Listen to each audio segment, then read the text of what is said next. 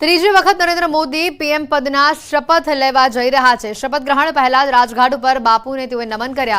PM મોદીએ મહાત્મા ગાંધીને શ્રદ્ધાંજલિ આપી। સદૈવ અટલ સ્મારક પહોંચી પીએમએ શ્રદ્ધાંજલિ અર્પી। શપથ પહેલા પીએમએ વાજપેયીજીની પણ શ્રદ્ધાંજલિ પાઠવી। વોર મેમોરિયલ પર શહીદોને તેઓએ શ્રદ્ધાંજલિ અર્પી। શપથ પહેલા મહાન સપૂતોને તેઓએ નમન કર્યા। આજે સાંજે 7:15 ટીમ મોદીની શપથવિધિ થશે। સતત ત્રીજી વખત મોદી શપથ ગ્રહણ કરશે। રાષ્ટ્રપતિ ભવનમાં આયોજિત શપથ ગ્રહણ સમારોહ સાંજે 7:15 ચાલુ થશે। સતત ત્રીજી વખત તેઓ શપથ લેવા જઈ રહ્યા છે। 7 દેશના વડા આ સમારોહમાં વિશેષ રીતે ઉપસ્થિત રહેવાના છે, જેમાં શ્રીલંકાના રાષ્ટ્રપતિ રાનિલ વિક્રમસિંઘે, માલદીવના રાષ્ટ્રપતિ ડોક્ટર મોહમ્મદ મુઇઝ્ઝુ, ઉપરાષ્ટ્રપતિ સેશલ્સના અહમદ આફિક, બાંગ્લાદેશના પીએમ શેખ હસીના, મોરિશિયસના પીએમ પ્રવિંદ જગન્નાથ, નેપાળના પીએમ પુષ્પકમલ દહાલ, ભૂતાનના પીએમ શેરિંગ ટોબ્ગે આ ઉપરાંત અન્ય શપથ ગ્રહણ સમારોહમાં 8000 જેટલા મહેમાનો ઉપસ્થિત રહેવાના છે। ત્રીજી વખત નરેન્દ્ર મોદી આજે પીએમ પદના શપથ લેવા જઈ રહ્યા છે, ત્યારે આ શપથ સમારોહની અંદર બાંગ્લાદેશના પીએમ શેખ હસીના ઉપસ્થિત રહેશે। તેઓની સાથે મોરિશિયસના પીએમ પ્રવિંદ જગન્નાથ પણ ઉપસ્થિત રહેશે।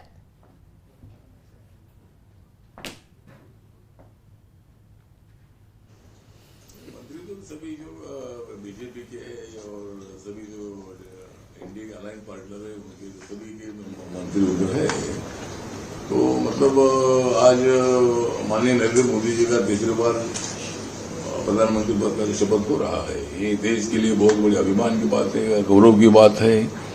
और तीसरी बार प्रधानमंत्री बनने का मौका आज किसी को तो नहीं मिला था, खाली पंडित जवाहरलाल नेहरू जी को में मिला था। लेकिन नरेंद्र मोदी जी पंडित जवाहरलाल नेहरू जी का रिकॉर्ड ब्रेक करेंगे और आज वो तीसरी बार प्रधानमंत्री बनने जा रहे हैं। और मुझे भी मतलब रिपब्लिकन पार्टी ऑफ इंडिया की तरफ से मुझे भी न्योता था और मेरा भी नाम मंत्री परिषद में है। तो मेरे पार्टी का वैसा एक भी लोकसभा में मेंबर नहीं है, लेकिन मेरी पार्टी बाबा साहब अम्बेडकर जी विचारधारा की पार्टी है। बाबा साहब के मतलब सपने को पूरा करने के लिए मैं मोदी सरकार में लगातार 8 साल से मैं उनके साथ रहा हूं और अभी तीसरी बार मुझे उन्होंने मौका दे दिया है। ये हमारे समाज के लिए बहुत बड़ी गौरव की बात है।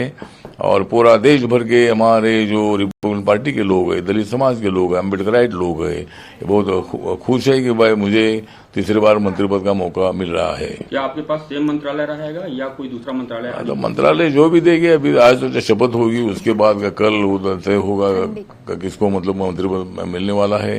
तो मतलब कौन सा पोर्टफोलियो मिलेगा, मतलब जो भी मुझे पोर्टफोलियो दिया जाएगा उसमें मैं खुश रहूंगा, मैं समाज का काम करता रहूंगा। पीएम के साथ चाय पे जो चर्चा हुई, कितने मंत्री थे लगभग वहाँ पे?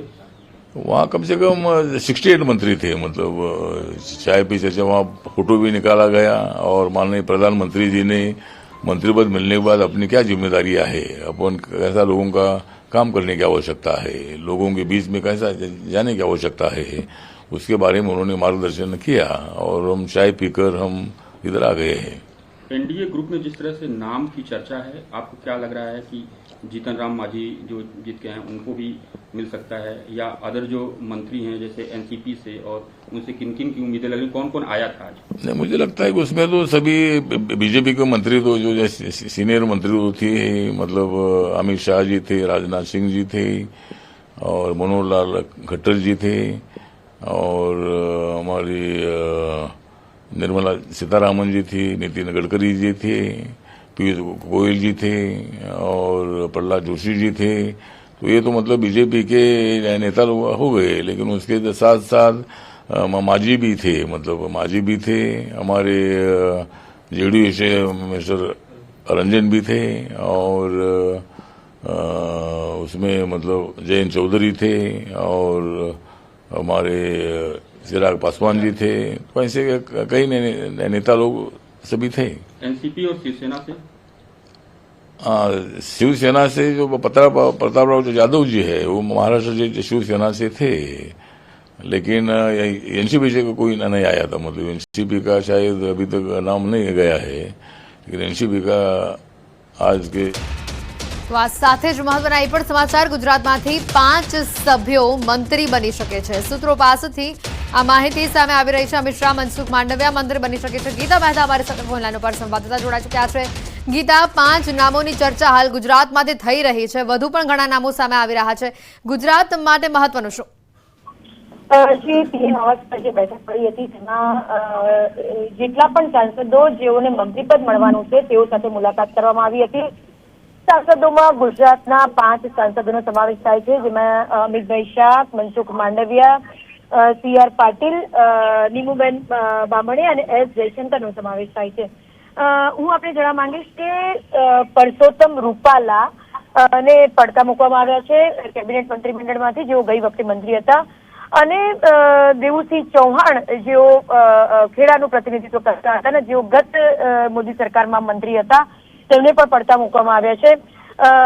2 મુખ્ય નામો જેઓને સાંસદ તરીકે ટિકિટ અપાઈ હતી તેઓ જીત્યા હતા, તેઓને પડતા મુકાયા છે, અને 5 નામો મોદીના નવા મંત્રીમંડળમાં સામેલ થાય તેવી એક સંભાવના જોઈ રહી છે। એક સંભાવના એ પણ છે કે ગત વખતે આ મંત્રીઓને જે ખાતું અપાયું હતું તે જ ખાતું કદાચ રિપીટ થઈ શકે, એટલે કે અમિતભાઈ ગૃહ પ્રધાન ફરીથી બની શકે, મનસુખ માંડવિયાને હેલ્થ અપાઈ શકે, S જયશંકર ફરીથી વિદેશ મંત્રીનો પોર્ટફોલિયો સંભાળી શકે, જ્યારે CR પાટીલને કેબિનેટનો કોઈ મંત્રાલય સોંપાય તેવી એક સંભાવના જણાઈ રહી છે। મુખ્ય વાત એ પણ છે કે 2 ભાવનગરના નેતાઓ પ્રતિનિધિત્વ કરશે, જેમાં મનસુખ માંડવિયા અને નીમુબેન બામણેનો સમાવેશ થાય છે। જોકે માંડવિયા પણ બંધ હતી। આભાર ગીતા, માહિતી બદલ। તો અમિત શાહ, મનસુખ માંડવિયા, CR પાટીલને પણ ફોન આવ્યો હોવાનું સામે આવી રહ્યું છે, નીમુબેન બામણિયાનું નામ પણ ક્યાંક ચર્ચાઈ રહ્યું છે। તો દિલ્હીથી જ્ઞાનીબેન ઠાકોરે કોંગ્રેસના મોવડી મંડળ સાથે મુલાકાત કરી હોવાનું સામે આવી રહ્યું છે। સોનિયા ગાંધી, રાહુલ ગાંધી, ખડગે સહિતના નેતાઓ સાથે તેમણે મુલાકાત કરી છે। વિજેતા જ્ઞાનીબેન સાથે શક્તિસિંહ, અમિત ચાવડાની મુલાકાત પણ સામે આવી। વિધાનસભા બાદ લોકસભામાં પણ જ્ઞાનીબેન ગર્જના કરશે।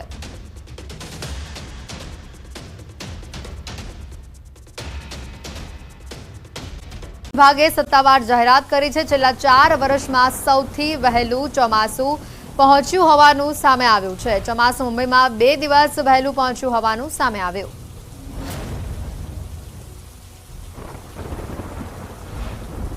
ચોમાસું મુંબઈમાં 2 દિવસ વહેલું પહોંચ્યું હોવાનું સામે આવ્યું। અત્યાર સુધીમાં પહેલીવાર એવું બન્યું છે કે ચોમાસું વહેલું પહોંચ્યું હોય, અને ત્યારે ખેડૂતો માટે અહીંયા રાહતના આનંદના સમાચાર એ છે કે હવે ચોમાસું ગુજરાતથી ફક્ત 150 કિલોમીટર જ દૂર છે। ઘણા ખેડૂતોએ પાક વાવણીનું આગોતરું આયોજન પણ કરી લીધું છે। હવામાન વિભાગે આ સત્તાવાર જાહેરાત કરી છે।